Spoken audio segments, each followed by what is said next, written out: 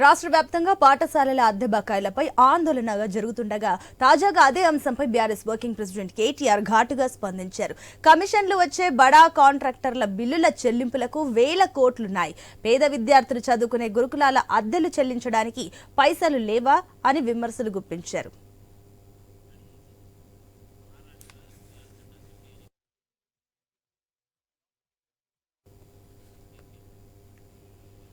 మహారాష్ట్ర అదేవిధంగా జార్ఖండ్ అసెంబ్లీ ఎన్నికలకు సంబంధించిన ఎన్నికల షెడ్యూల్ సంబంధించి ఈసీ విడుదల చేస్తుంది. ఇప్పుడు ఆ లైవ్ చూద్దాం.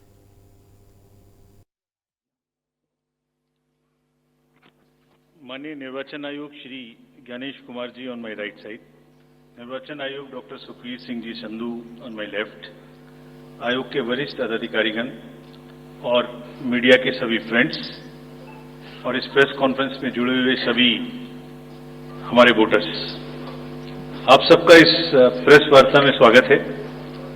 We welcome you all at this press conference, which is about the declaration of the schedule for the ensuing state assembly elections in Maharashtra and Jharkhand. Friends, मैं इस वार्ता को शुरू करने से पहले चुनाव आयोग की तरफ से और आपके माध्यम से सर्वप्रथम हरियाणा और जम्मू कश्मीर के सभी मतदाताओं को, वोटर्स को चुनाव में बहुत ही सशक्त दमदार पार्टिसिपेशन के लिए मुबारकबाद देना चाहता हूं, धन्यवाद करना चाहता हूं. जम्मू कश्मीर की आवाम ने जमहूरियत के जश्न को ऐतिहासिक बना दिया. भारी संख्या में पार्टिसिपेट कर अपने जमहूरी हक का शानदार उपयोग किया और जिसने लोकतंत्र की मजबूत नींव रखी है. दुनिया में सबसे बड़े लोकतंत्र के रूप में भारत हर चुनाव में गोल्ड स्टैंडर्ड्स तय कर रहा है, रिकॉर्ड बना रहा है. इन दोनों चुनावों में जो जज्बा दिखाया गया वो लंबे समय तक याद रहेगा. आप सबको वो पिक्चर्स, वो माहौल निश्चित रूप से याद रहेगा. जम्मू कश्मीर की आवाम ने जमहूरियत के जश्न में लोकसभा चुनावों में जो बुनियाद बनाई थी, उस पर एक बहुत ही सशक्त इमारत असेंबली इलेक्शंस में लिखी है और इस जनादेश ने नई आशाएं और उम्मीदों को संचार दिया है. Now it is over to the people of J&K to take this democratic journey forward. और हम एक नया गोल्ड स्टैंडर्ड और सेट कर रहे हैं. Just to remind you, just to recall, चुनाव घोषणा के समय ही हम अपना इरादा घोषित करने लगे हैं. हम अपनी विल और इंटेंट को पहले बताते हैं और उसे पूरा करके दिखाते हैं. Just to take you down the memory lane, Lok Sabha के चुनाव के समय, हम अनाउंसमेंट के समय हमने वादा किया था कि हम 4M की चुनौतियों से निपटेंगे और हिंसा, पुनर्मतदान, धन और सोशल मीडिया के दुरुपयोग की अनुमति नहीं देंगे. और आप सब जानते हैं कि हमने वो करके दिखाया. भारत के चुनावों की गोल्ड स्टैंडर्ड्स की कड़ी में हम एक और नया अध्याय लिख रहे हैं. इसी को आगे बढ़ाते हुए J&K अनाउंसमेंट के समय अगर मैं आपको फिर से याद दिलाऊं कि चुनाव से पहले किस प्रकार की थ्रेट्स थी, आतंकी हमले बढ़ रहे थे. लोग, आप सब लोगों में से बहुत लोग ये भी पूछ रहे थे कि पता नहीं चुनाव आयोग J&K में चुनाव कराएगा कि नहीं कराएगा. और 16 अगस्त को जब चुनाव की घोषणा का समय था तो इसी प्लेनरी हॉल में हमने अप फ्रंट और बोल्ड वादा किया था. और मुझे याद है मैंने कहा था कि जमहूरियत के जश्न में आपकी शिरकत दुनिया देखेगी नापाक इरादों की शिकस्त की कहानी. और वो कहानी आपने सबने देखी और वो कहानी पूरे वर्ल्ड ने देखी. चुनाव को इंड्यूसमेंट फ्री बनाया गया और जहां J&K में चुनाव कराने का विषय होता था वहां सीजर्स में 130 करोड़ रुपए के सीजर्स हुए, which is 100 times more then 2014 elections. पहले ये बात भी नहीं होती थी कि सीजर्स भी करना है, इस पावर को रोकना भी है. Similarly in Haryana, seizures were to the tune of around 75 crore, 4 times more than 2019 elections. इन दोनों राज्यों के चुनावों में भी नील रीपोल रहे. There was not even a single repoll in both the states, including the state of Jammu Kashmir. कोई वायलेंस नहीं हुई, zero violence, including the state of Jammu Kashmir. एक भी लाठी नहीं चली, एक भी गोली नहीं चली. आप सब इस बात के गवाह हैं. आपने देखे शिकस्त के नजारे.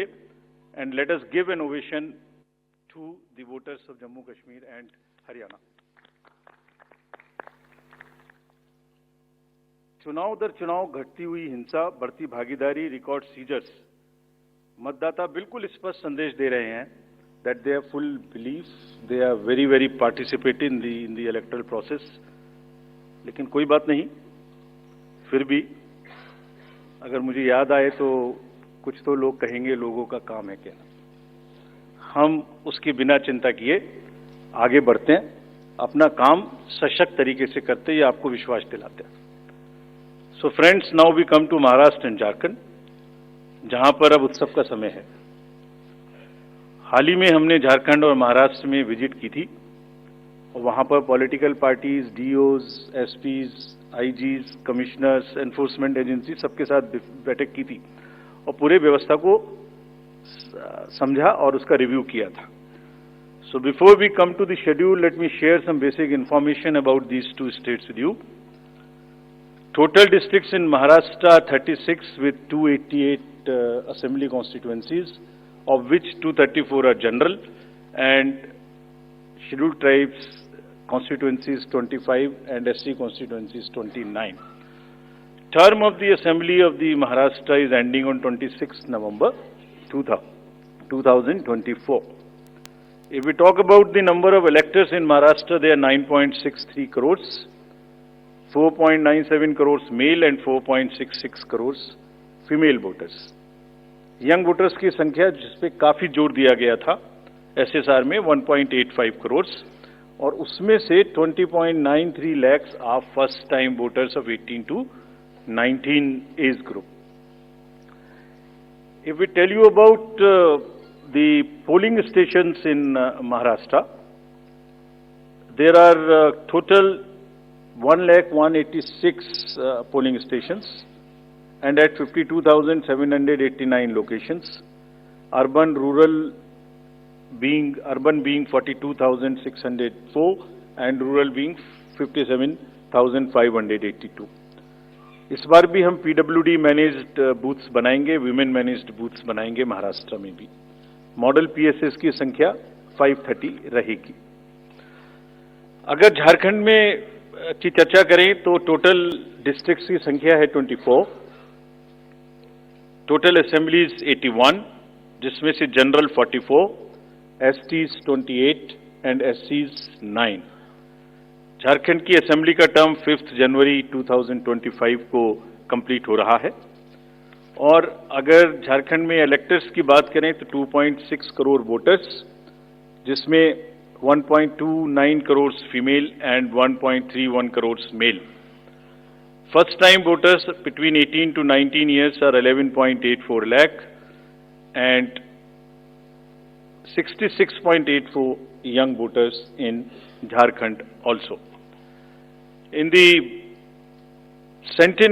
number of centenarian voters is 1,706 and 3.67 lakhs PWD voters plus 1.14 lakh voters are of the age of 85 and plus in Jharkhand.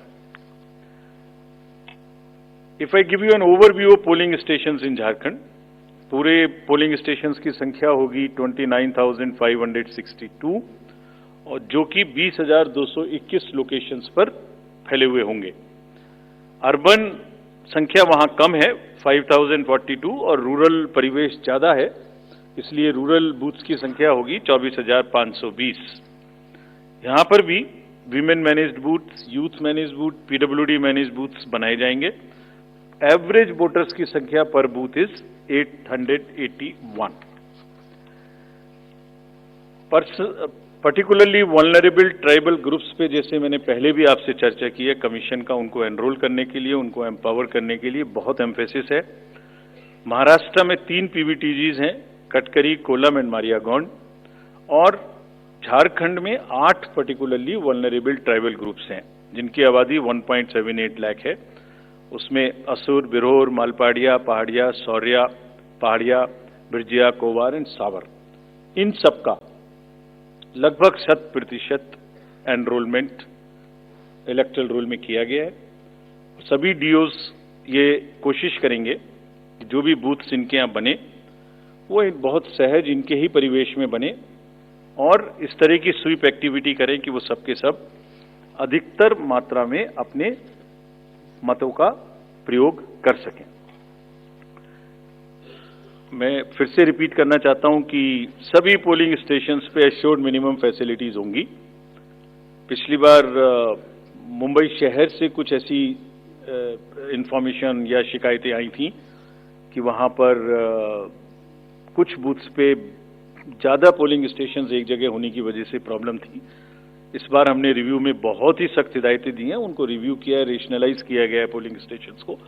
तो हम उम्मीद करते हैं डीओज विल वर्क, और वहां इस बार म्युनिसिपल कमिश्नर मुंबई को डीओ भी घोषित किया गया है ताकि जितने रिसोर्सेज उनके पास हैं उन सबको वो उसमें इस्तेमाल कर सकें। एक और व्यवस्था की गई है जो हम पीछे से कोशिश कर रहे थे, अब हमने उसकी इंस्ट्रक्शंस भी इशू कर दी हैं कि पोलिंग लाइन जब लगती है तो उसमें लाइन के बीच में भी थोड़ी कुर्सियां या बेंच लगाएं, ताकि अगर आधा घंटा लग रहा है तो बीच बीच में कहीं ना कहीं 5-7-10 मिनट के बाद आप 2-3 मिनट के लिए बैठ जाएं तो थोड़ा अच्छा लगता है, मतलब थकान थोड़ी कम महसूस होती है, खासतौर से बुजुर्ग लोगों को। तो ये व्यवस्था भी सब पोलिंग स्टेशंस पे रहेगी।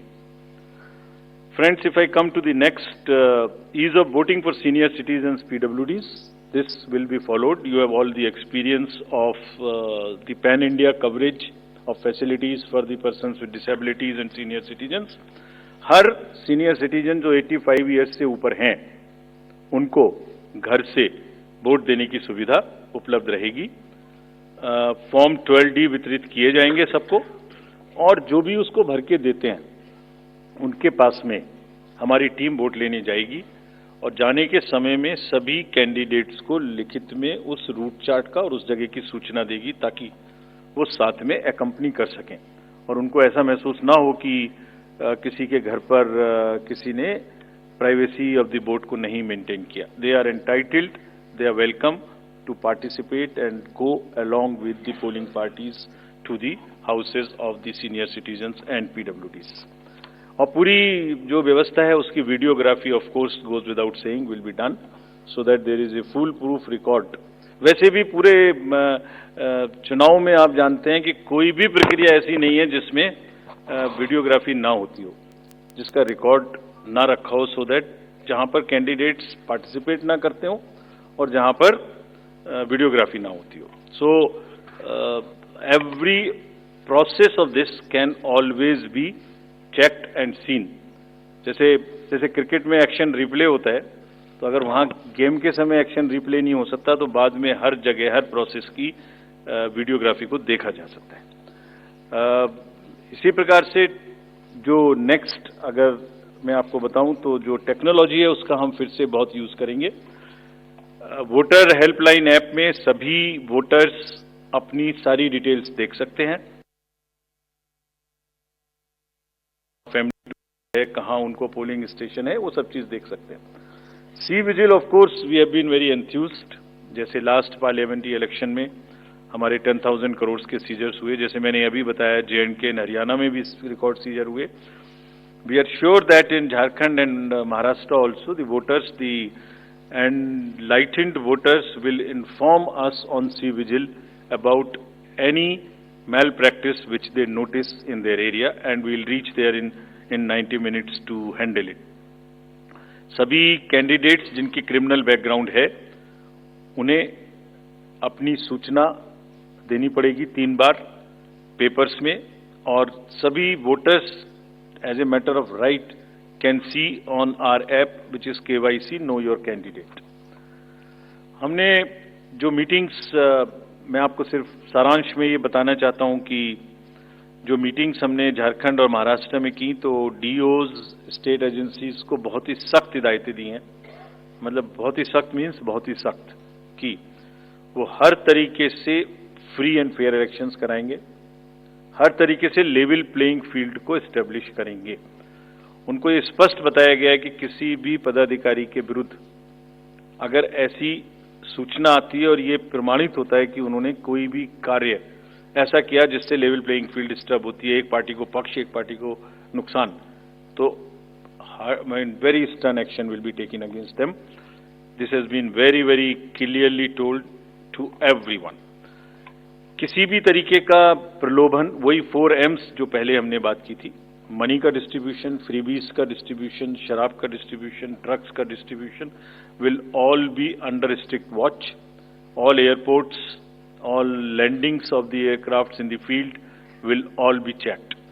There would be extensive polling, the checkposts on the borders of the interstate for checking interstate movement. और कहीं से भी मल्टी डिसिप्लिनरी टीम्स वहाँ बनाने के लिए कहा गया है, यानी जिसमें एक्साइज भी होगा, पुलिस भी होगी, जीएसटी भी होगी, ट्रांसपोर्ट के भी लोग होंगे, ताकि वो 24/7 उनकी चेकिंग कर सकें। और साथ में ये भी हिदायत दी गई है कि चेकिंग का मतलब ये नहीं है कि कॉमन सिटीजन को कोई भी हैरेसमेंट होना चाहिए। That precaution must very very carefully be taken about all of them.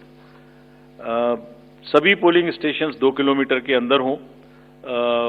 किसी भी कंट्रोल रूम्स की स्थापना होगी हर डिस्ट्रिक्ट में, so that they can handle the social media narratives if there is anything which is wrongly being conveyed. ये सब का सब वहां पर निश्चित रूप से व्यवस्था होगी। सारांश में, if I summarize everything before coming to schedule, I would like to say that चुनाव लोकतंत्र का ऐसा त्योहार है और ऐसा उत्सव और पर्व है जिसमें सभी वोटर्स की भागीदारी बिल्कुल आवश्यक है, वांछनीय है, आवश्यक है, रिक्वेस्टेड है। We appeal to everyone to come and vote in large numbers in these elections also. साथ ही सभी राजनीतिक दल, सभी कैंडिडेट्स से भी अनुरोध है कि पूरे नियमों का पालन करते हुए कैंपेनिंग के दौरान निर्भय होकर कैंपेनिंग करें। लेवल प्लेइंग फील्ड एस्टेब्लिश करना हमारा काम है, लेकिन उसको वायलेट ना हो, उसमें कोई एक्सेसेस ना हो, ये उनका भी काम है। Now I come to the schedule for Maharashtra. This will be in single phase. The notifications, date of notifications are in front of you. 22nd October would be date of notification. Last date of making nomination would be 29th October. Scrutiny on 30th October. And last date for withdrawal 4th, and date of poll in Maharashtra would be 20th 11. Counting would be on 23rd 11/24, and you will notice that date of poll is Wednesday. This is deliberately, which lot of scheduling, whatever goes into scheduling, we have tried that it is midday, so that issue of urban apathy is handled. And in case of urban apathy, we are really very concerned. We want to make appeal through you to all our esteemed voters in the urban areas to please come and vote. It's not a healthy trend which is reflected. If I give you a brief of what is happening across the elections in the urban apathy, we will share this slide with you. If you look at various states, you look at Gurgaon, you look at Faridabad recently. Last elections, you look at Jubilee Hills, Hyderabad. You look at Bangalore South. You look at Gujarat, Gandhinagar, Kolaba, Mumbai City, Pune, Thane, all are much below the state averages of each state. We will be conducting a special meeting of the municipal commissioners and DOs within a week's time to appeal again to do whatever we can do to motivate the voters in the urban areas, but the trends are really not good. If I show you the Lok Sabha, that was the Lok Sabha. If I show you legislative assemblies, see the lowest. The Kolaba was just 40%. 62 of 64 urban ACs in Maharashtra were less than the state average in 2019. So was the case in the parliamentary elections 2024 also. And just to give you a contrast, if you compare, so what was the situation in Lok Sabha in Kalyan was 50%, Mumbai South 50%, Mumbai North, Thane, Pune, Mumbai South, everything 53%. And these were the lowest 6 parliamentary constituencies out of the lowest 10. So that's the state of the urban apathy. We would be doing everything to counter it. Last time in 24 elections, we had all celebrities, all corporates, Amul, everyone involved. We'll do it again.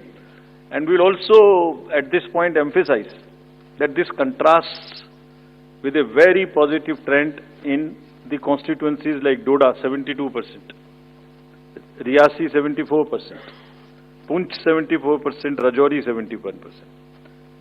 If they can go 70 plus, Kulaba can also go 40 plus.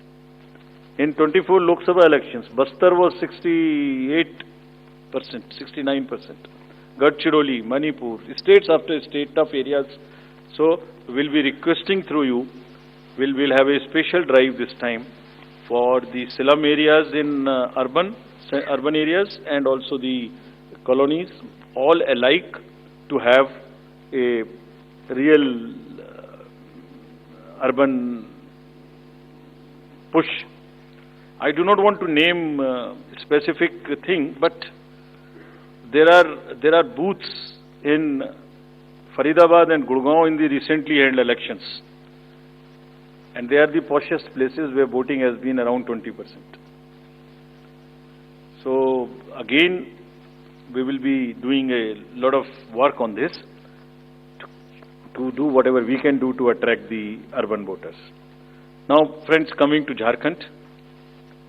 Jharkhand एक बहुत ही समृद्ध state है, बहुत ही उसकी विरासत है, और वहां पर हम फिर से अपील करेंगे कि सब वोटर्स अधिक से अधिक मात्रा में वोट दें. Schedule would be like this. Jharkhand would be in 2 phases. The date of poll, first phase would be on, date of poll would be on 13th November, and the second phase would be along with Maharashtra on 20th November. So the date of issue of notification for Jharkhand phase 1 would be 18th, and for phase 2 would be 22nd along with Maharashtra. Nominations for phase 1 would be till 25th of October, and for phase 2, 29th. This slide we will share with everyone. And date of poll would be 13th November and 20th November, both Wednesdays. And date of counting would be 23rd 11, that is Saturday. With this, we end our presentation with the request that through you, that all the voters of Jharkhand and Maharashtra कृपया बाहर आइए, कृपया vote करिए. लोकतंत्र के उत्सव में आपकी भागीदारी कि हम बहुत ही रिक्वेस्ट करते हैं, अपील करते हैं आपसे. Thank you very much. So bye. So we will come back. We'll come back. Okay. Sorry. By-elections also. By-elections. We have 48 ACs and 2 PCs in 15 states. They will also undergo the elections this time. All the 48 ACs and 2 PCs, the schedule would be like this. All the except 1 AC and 1 PC, where because of the festivities in some region, all 47 ACs and 1 PC of Kerala would undergo the election along with the phase 1 of Jharkhand. The same schedule. 13th November would be date of poll, and only for 2 ACs, one for assembly and one for parliament. That is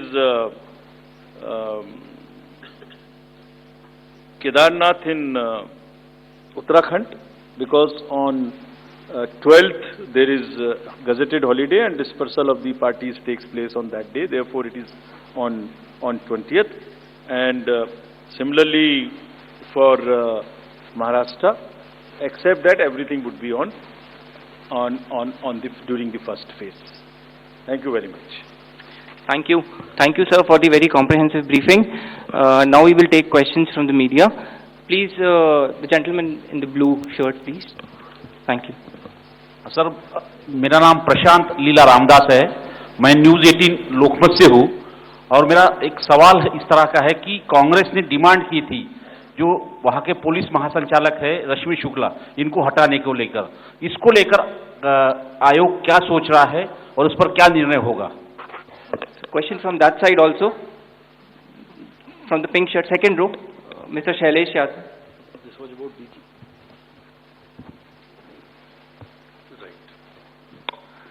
sir अभी sir मैं Shailesh Yadav ANI से।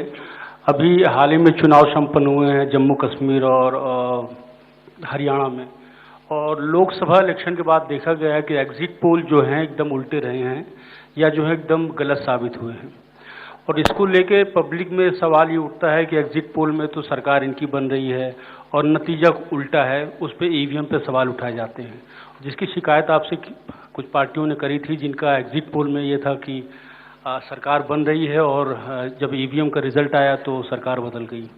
तो इस तरह के exit poll को लेके आपका क्या कहना है, क्योंकि सवाल जब उठते हैं तो आपकी तरफ से जो है बाहर नहीं आता है कि क्या इलेक्शन कमीशन सोच रहा है इस पे? Last row, madam was raising the hand. Please. Yes. So just wanted a clarification for the assembly constituencies and parliamentary constituency by polls. So it's Wayanad and Nanded, the two parliamentary constituencies voting, right? Yes. Yes, yes. There is a EP. There is a EP pending. Yeah. Gentlemen in the, yes, please. Sir I am Sandeep Rajgolkar from TV9 Marathi. मेरा सवाल ये है, जो अभी जो सरकार में जो पॉलिटिकल पार्टीज है उनको अब मिले, अपोजिशन को भी मिले, उन्होंने मांग की थी, जो पार्टी अभी सरकार में है उन्होंने मांग की थी कि एक फेज में ही वोटिंग हो, और अपोजिशन ने तब टीका पर की थी उन पर कि 2 या 3 फेज में होना चाहिए। तो उनकी मांग थी इसलिए किया क्योंकि छोटा हो के भी झारखंड में वहां पे 2 फेज है और महाराष्ट्र में 1 ही फेज है। We have gentlemen in the first row, please. Good evening sir. सामने सर। मोहित दुबे न्यूज नेशन से हूं सर मैं। मेरा सवाल ये है कि EVM को लेके पहले भी आपने बयान दिया है, लेकिन एक बार फिर से EVM को लेके शिकायतें विपक्षी दलों ने हरियाणा को लेके की है, बैटरी को लेके शिकायत की गई है। तो आप हमेशा ये कहते रहे कि निष्पक्षता के साथ हम चुनाव करवाते रहे, तो ऐसे लोगों को आप क्या जवाब देंगे, ऐसे लोगों को आप क्या कहेंगे जो EVM को लेके आपसे शिकायत करते हैं और इस बार बैटरी को लेके शिकायत की गई है? तो पहले इतने प्रश्न जवाब दे देता हूँ। पहला प्रश्न था DG महाराष्ट्र के बारे में। सो DG's appointment in any state is governed by the procedure where the name of the senior most officers are sent to the UPSC. UPSC selects the person, and there is a Honorable Supreme Court decision on this in Prakash Singh's case. The entire issue of this will be handled as per the legal pronouncements governing the subject. This name has been cleared by UPSC, but however, exactly what has been dictated, what has been ordered in this Honorable Supreme Court's order, this case will be handled according to that. Somebody asked about 2 phases in Jharkhand and 1 phase in Maharashtra. Do you remember how many phases were in Jharkhand last time? 5. And now you are asking about 2 also. There are factors in Jharkhand which are about the Naxal areas and others. There are concerns, therefore there are 2, and Maharashtra was 1, it is 1. Exit polls. Actually, I didn't want to touch this subject, but since you are asking.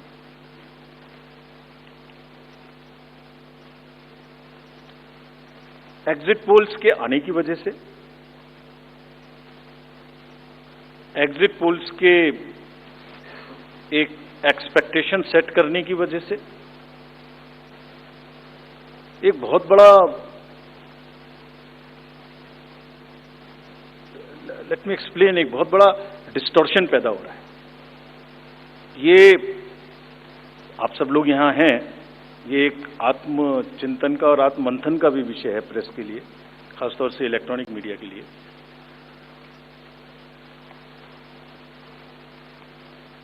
पिछले कुछ election से 2-3 चीजें एक साथ हो रही हैं। अगर हम उसको पूरे कैनवस को एक साथ देखें तो और ये सबके लिए समझना जरूरी है। पहले एक एग्जिट पोल आता है जिसकी हम उसको गवर्न नहीं करते, जो एस्टेब्लिश्ड रिजीम है, स्टैट्यूटरी एंड जुडिशियल रिजीम, उसमें हम उसको गवर्न नहीं करते। लेकिन एक खुद के आत्मचिंतन की जरूरत जरूर है कि वो उसका सैंपल साइज क्या था, उसका सर्वे कहाँ हुआ, उसका रिजल्ट कैसे आया। अगर मैं उस रिजल्ट से मैच नहीं किया तो मेरी क्या रिस्पॉन्सिबिलिटी है, कहीं कोई डिस्क्लोजर्स हैं कि नहीं है, ये सब देखने की जरूरत है बहुत सख्त। there are bodies which govern this. There is NBSA, there are other bodies which self-regulate, and I am sure the time has come that the associations, bodies which govern will do some self-regulation. Because इसी से जुड़ा हुआ दूसरा विषय है जो कि बहुत ही इंपॉर्टेंट है। जिस दिन पोलिंग खत्म हुई उससे रफली थर्ड डे काउंटिंग होती है, तो आज शाम को 6 बजे से एक एक्सपेक्टेशन राइज हुई। सबने सोचा ये होने वाला है, जिसका कोई साइंटिफिक आधार, जिसका कोई लीक पब्लिक में डिस्क्लोजर में नहीं है। जब काउंटिंग का समय शुरू होता है तो 8:05 और 10 मिनट से रिजल्ट्स आने शुरू हो जाते हैं, जिस नॉनसेंस। आप बताइए, मेरी पहली काउंटिंग 8:30 बजे शुरू होती है और हमारे पास प्रमाण है इस बार कि 8:05, 8:10, 8:15 पर आने लगा इतने की लीड, इतने की लीड, इतने की लीड, इतने की लीड। ऐसा तो नहीं है, I am just posing question, we are not gone into this, but ऐसा तो नहीं है कि एग्जिट पोल को जस्टिफाई करने के लिए वो शुरू में ट्रेंड्स आ गए कि हमने तो ऐसा कहा था, वैसे ही ट्रेंड हो रहा है, बाद में जो होगा वो होगा। और अचानक से पहला रिजल्ट एक राउंड का 8:30 बजे जब काउंटिंग शुरू हो रही है तो 9 बजने में 10 मिनट, 9 बजने में 5 मिनट से पहले 20 मिनट भी लगेंगे एक राउंड में, तो आ ही नहीं सकता। और हम उसको 9:30 बजे वेबसाइट पे डालते हैं 9:31 पे, एग्जैक्टली कभी भी देख लीजिए एक के बाद एक। 9:30 पे हम उसको अपनी वेबसाइट पे डालते हैं, फिर 11:30 पे डालते हैं, फिर 1:30 पे डालते हैं। चलिए, आपके कोई कॉरेस्पॉन्डेंट वहां मौजूद थे, उन्होंने पहले बता दिया। प्रोसेस काउंटिंग में रिजल्ट को स्क्रीन पे दिखाना पड़ता है, एजेंट के साइन लेने पड़ते हैं, ऑब्जर्वर से जस्टिफाई कराना पड़ता है, तो ऑफिशियल साइट पे आने में आधा घंटा लग सकता है। लेकिन 9 बजे से